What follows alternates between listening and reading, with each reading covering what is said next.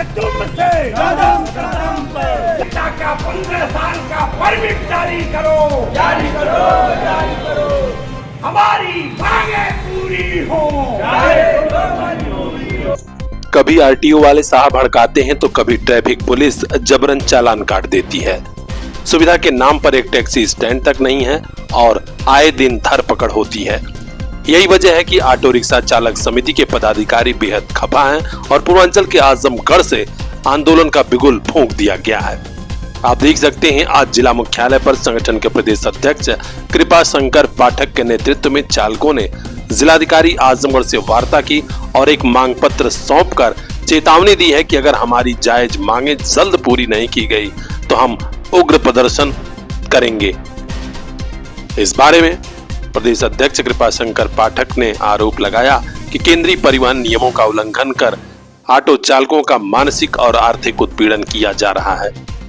यह भी कहा कि जब परमिट 15 साल के लिए डीजल ऑटो रिक्शा का मिलना था तो पता नहीं क्यों 10 साल कर दिया गया।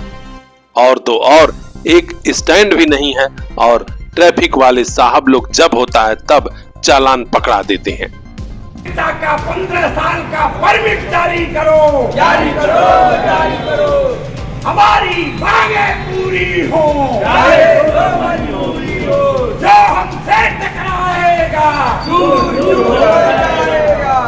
हमसे लड़ाई है, आगे और लड़ाई है, अभी तैयार लड़ाई है, आगे और लड़ाई है। लड़ाएंगे तुमसे कदम कदम पे, लड़ाएंगे तुमसे कदम कदम पे।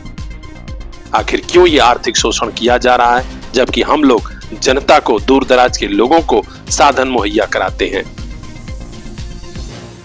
उन्होंने आरोप लगाया कि किसी तरह अपने परिवार का पालन पोषण करने वाले ऑटो रिक्शा चालकों से जबरदस्त वसूली हो रही है।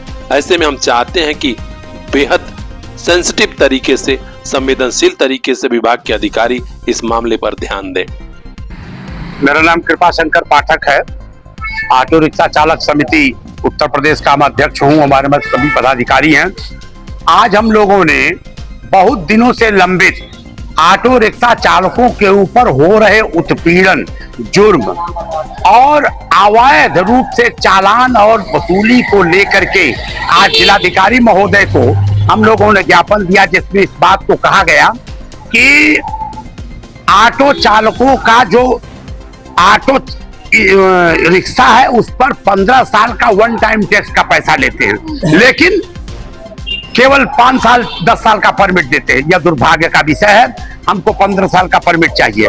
आरटीए की बैठक में यह बात प्रतिबंधित करके कि ऑटो रिक्शा चालकों का परमिट नहीं दिया जा रहा। हमने जिलाधिकारी से मांग किया, उन्होंने इस पर विचार किया कि नहीं ठीक है, इस पर हम बात करेंगे कमिश्नर साहब से।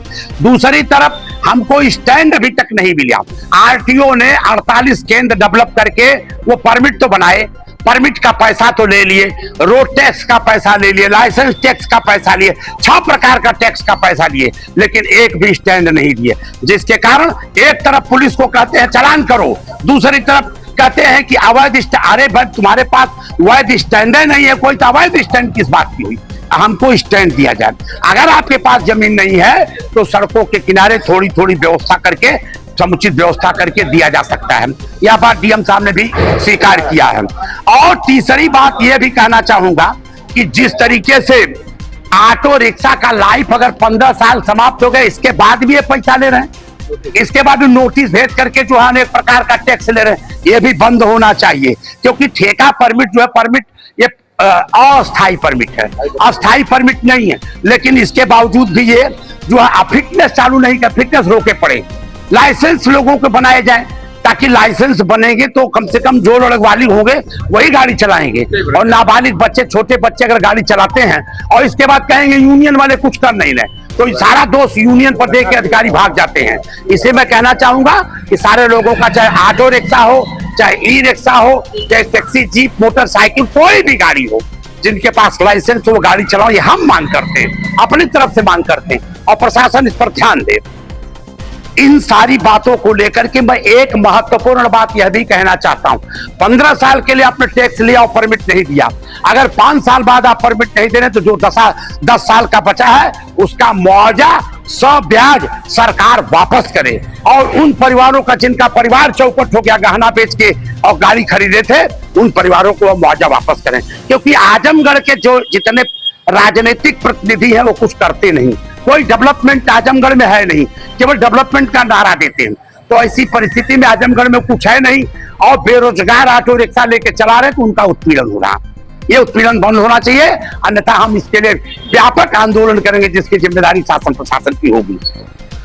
इस मौके पर छोटे लाल, शाहिद अहमद, राम अवतार, कैलाश यादव, हलधर दुबे, वीरेंद्र यादव, मुकेश, सनी गुप्ता, संरक्षक प्रभु नारायण पांडे प्रेमी जी, श्रवण कुमार यादव, नागेंद्र मौर्य, शिव प्रसाद, रियाज, शेर बहादुर, फिरोज भाई, रमेश, कमला, रामबदन, महेंद्र, हरगुन, राजन मौर्य, रामा गौड़, सुरेश यादव, श्याम नारायण, गोवर्धन समेत तमाम ऑटो रिक्शा चालक मौजूद रहे।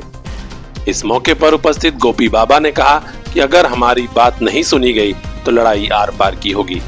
अब देखना है प्रशासन और खासकर आरटीओ वाले अधिकारी कब ध्यान देते हैं, ट्रैफिक वाले साहब कब सुनते हैं। हर अपडेट हम तक पहुंचाएंगे। खास खबरों के लिए बने रहिए हमारे साथ। चैनल को लाइक सब्सक्राइब कर लीजिए, फॉलो कर लीजिए, देखते रहिए पीआर इंडिया न्यूज।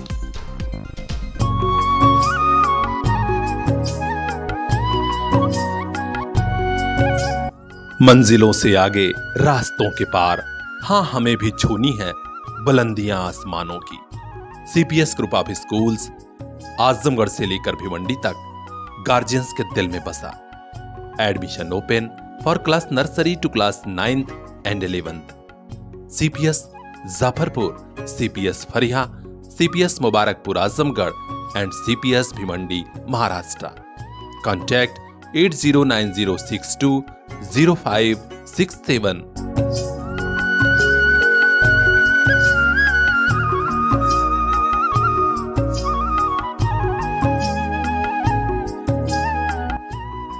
आपका अपना सीपीएस।